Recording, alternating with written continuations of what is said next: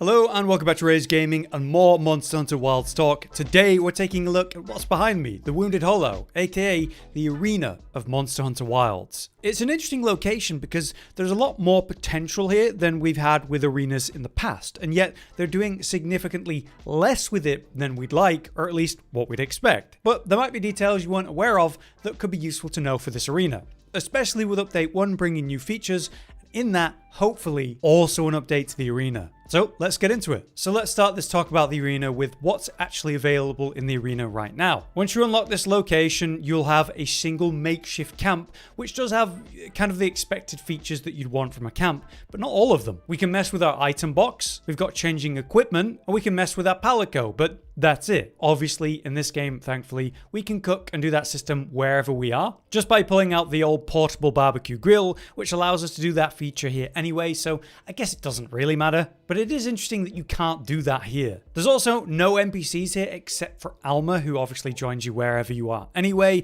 so there's no smithy, and there's certainly no Natter with his trading and farm system. So it is quite separate and clearly more dangerous than the base camps of the different locales. If you're wondering about where it's physically connected, because you can see the iceshard cliffs from the back there, you can go back to Suja to return to that area. And here's the path on the other side, so we do enter it via Suja at the peak's back gate.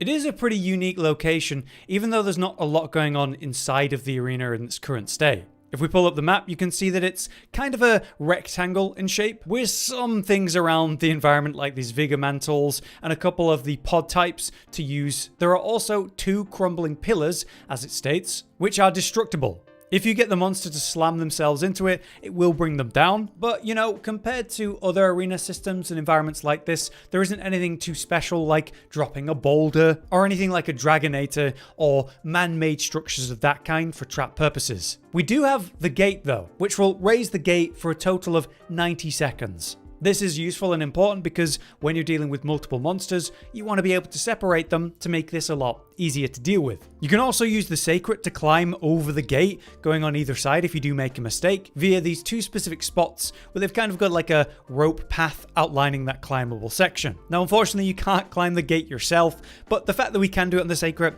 is nice to know. There's only 2 types of endemic life that'll be useful, one pure wasp as a cleanser, and then the vigor mantle bugs for some healing. And we have 2 main paths, one that leads to the center that you usually leap down, and then this side path that brings us to the other side. I guess if the gate's up and you don't want to climb over it for whatever reason, this just gives you an alternative path down. But now some interesting details about what's possible here. For example, right now we have a Rathian, and usually there's only 1 monster in this arena. Technically, you can have multiple. There are a couple quests that are going to have you deal with multiple monsters in the arena all at once. But what's great about this environment is the fact that the monster will not leave to another area mid-fight, because simply there isn't one here. There's one area and that's where you fight them. This is actually why it's an optimal location to farm relics and decorations or any monster you specifically after. It always results in a faster hunt, more efficient, which is really nice. So if you ever get something like a tier 3 monster with the highest rewards, like a tempered arkveld, then you absolutely want it in the arena, if you can get it, if you're just wanting to clear it as quick as possible. But you know, there can be more than 1 monster in the arena outside of these quests. It's pretty rare, but it's possible, thanks to certain RNG, to have multiple monsters fighting you at the same time. For example, I was fighting this arkveld, getting some footage, just playing some dual blades, and this chatacabra kept showing up every single time. So I had this arkveld show up on the map, I made a field survey out of it, investigations, and all 3 of the investigations, this chatacabra showed up to get in the way. Having this dude knock you out of a combo on a downed arkveld, nightmare scenario. So it is technically possible for other monsters to show up here, which definitely seems to be the case because it wasn't just a one-off with me and this chatacabra.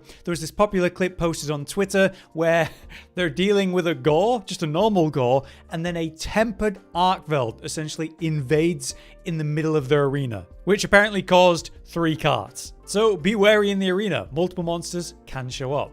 But if we take a look at what's forecast, we can see what's coming. Interestingly, it's only 3 forecasted monsters and events. Whereas if we look at other maps, obviously you've got a bigger list of active monsters and then a much bigger forecast of what's coming. This is another reason why the arena is so good and my favorite place to efficiently hunt monsters. If I see it's coming up in this list, then I know I can wait around for it. If not, I can go to a tent and rest and full reset and see what the 3 monsters offered are right now. On the note of what is possible to show up in the arena though, it is indeed every monster in the game except for 4. The only monster that can't show up in the arena then are of course the 4 apexes. Raidal, duna, udra, and dahaad. None of them will show up in the arena in this current version. So that means for your tier 3 monsters for maximum farming, the only monsters that you're going to be able to do for that purpose here are going to be arkveld and gore. And they can come in normal and tempered versions here, which is nice. It is also possible to get frenzied monsters here, which is how the quests kind of kick off. The main story has you encounter a frenzied nerf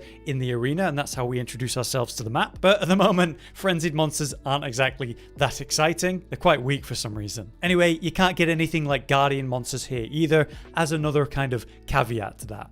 Now, for the current very slim list of side quests that you can get in the arena, there's literally 2, and they're important because they're for your power and armor charm rewards. To unlock these then, you need to be hunter rank 15 and then hunter rank 20. At 15 plus, that's when the Secure the Wounded Hollow side quest is available from Cobb, an NPC found in Suja. In this side quest, you'll need to defeat 2 Hirobami in the arena at once, so I'd strongly advise you make use of that gate if you need to. Anyway, when defeated, go back to Cobb, claim your reward, and you'll now have the armor charm in your item box, which will need to be put into your item pouch and maybe saved loadout at that point. For the power charm, we got to get to hunter rank 20 plus. And then that's when the quest becomes available as Gatekeeper, this time from Rex, the other NPC that looks very similar, also in Suja. This time you have to face 2 Ajarakan in the arena, and yeah, you can fight them at the same time, but technically one of them spawns on their own, which does give you the chance to clear them one by one, which is exactly what I did. I had the first Ajarakan pretty low, raised the gate on the second one, finished the first, and then it basically meant I had to 1v1 them. Fighting both of them at the same time, definitely a lot harder. Anyway, go back to Rex and hand this in, and get yourself the power charm. And that is it for the arena quests. You have the main story one with the Frenzy Nerzilla, and then these 2 side quests. So, weirdly, they're not doing a lot with this location, at least not yet. Before we get into that though, there's an incredible detail to do with the monsters that you'll find in the arena. For some reason, right now, the monsters in the arena are not seeded, which means you're able to leave and come back and find a different version of that monster. Right now, that means it's an optimal place for crown hunting. So that's not like a big monster or small monster. Let me just leave the area and come back. All I'm going to do is go load into a different locale, then load back into the Wounded Hollow. So I've done that without actually resting or doing anything special, which means I can come straight back and have a look at this Rathian and see if it's in a different version. Doesn't look like it's a special crown this time either. But it's definitely really nice to have this as an option and a trick in your tool belt, as it were, if you are farming the crowns, which, you know, collectors and 100%ers do like to do. So it's a nice, consistent way to hunt them down.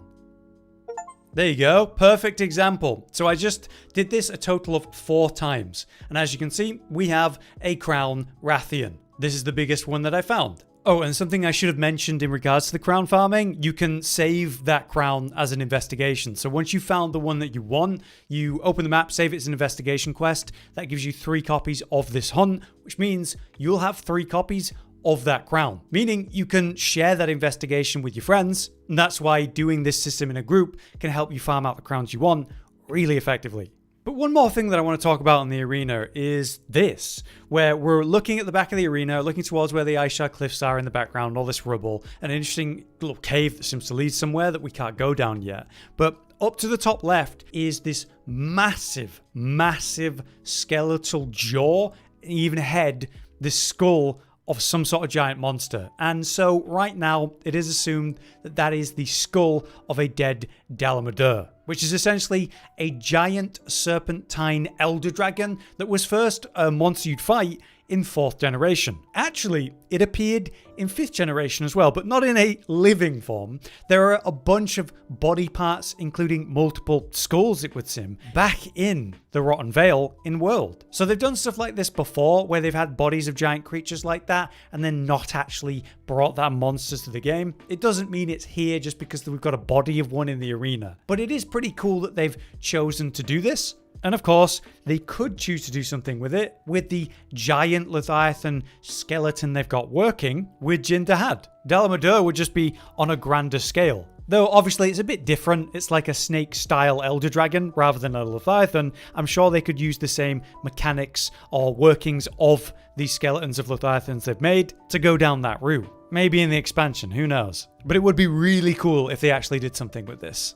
For our last topic, I just want to say about the current arena in this version, is this not a bit of wasted potential right now? Compared to the other Monster Hunter games, even the last two with World and Rise, you had these special arena quests, these challenges, with their own rewards and even currencies. You'd need to choose from this limited loadout of say 5 or so weapons to then take in and fight the monster or multiple monsters of that challenge in the arena. You'd also need to clear that challenge within a time limit if you wanted to achieve a bronze, silver, or even shorter time gold medal to actually fully complete them. Basically encouraging a kind of speed running in the arena. Now the limited loadouts would provide you with a preset of armor and also a specific weapon, so you'd have to be confident in at least a few different weapon types to be able to beat all of the different challenges and their timers.